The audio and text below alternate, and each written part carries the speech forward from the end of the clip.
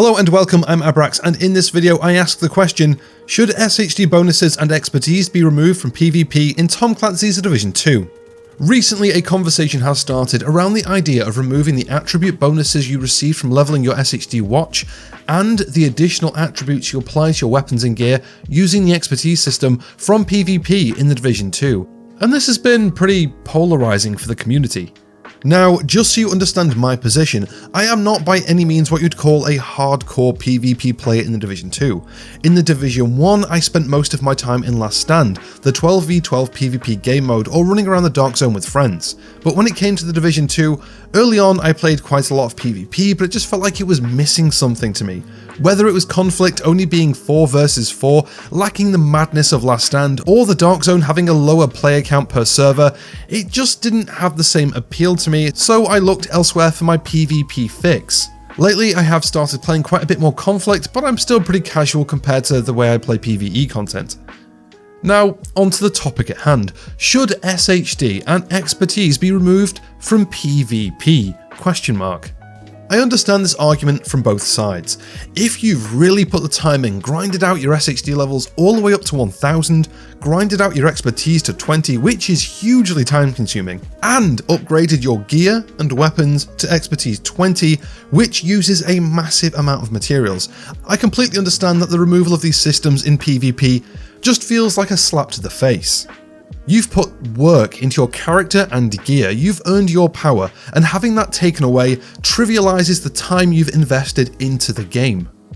Now, the thing is, the power and benefits these systems give long-term players are also the biggest problems for new PvP players, potentially damaging the overall health of the PvP player base.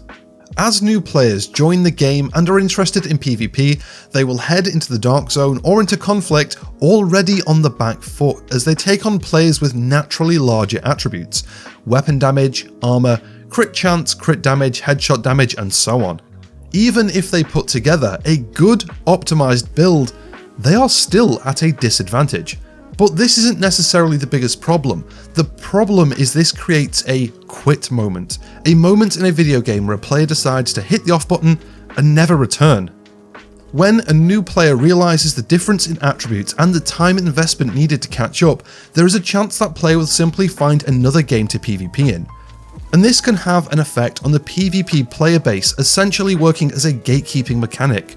Removing these systems might help grow the overall PvP player base, encouraging Massive to invest more time into PvP content, like maps and game modes. At the moment, I think the best approach would be to trial keeping the SHD levels active, but removing expertise. Getting your SHD level to 1000, although sounding quite daunting, actually doesn't take that long depending on the difficulty of the content you play. And it doesn't actually give any particularly massive buffs, but spreads them all out over your character, making everything a little bit better.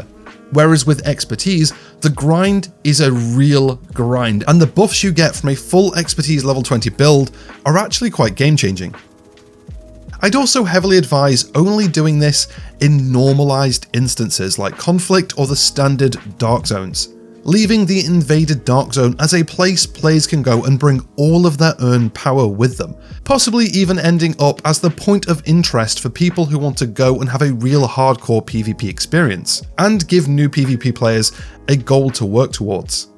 It will be interesting to see how this all plays out. I know we are expecting PvP changes with Season 11, not the next season, but the one after, so we may see moves towards this then. What are your thoughts here? Like I said, it's a pretty polarizing topic, and I'd love to hear what people are thinking. If you enjoyed this video, don't forget to give it a like and subscribe for future Division 2 content. And as always, a massive thank you to my supporters over on Patreon for helping me make the channel the best it can be. And if you would like to join them, you can support the channel for as little as £1 a month. You'll find a link for that in the description below. Have a great day, and I will catch you in the next one.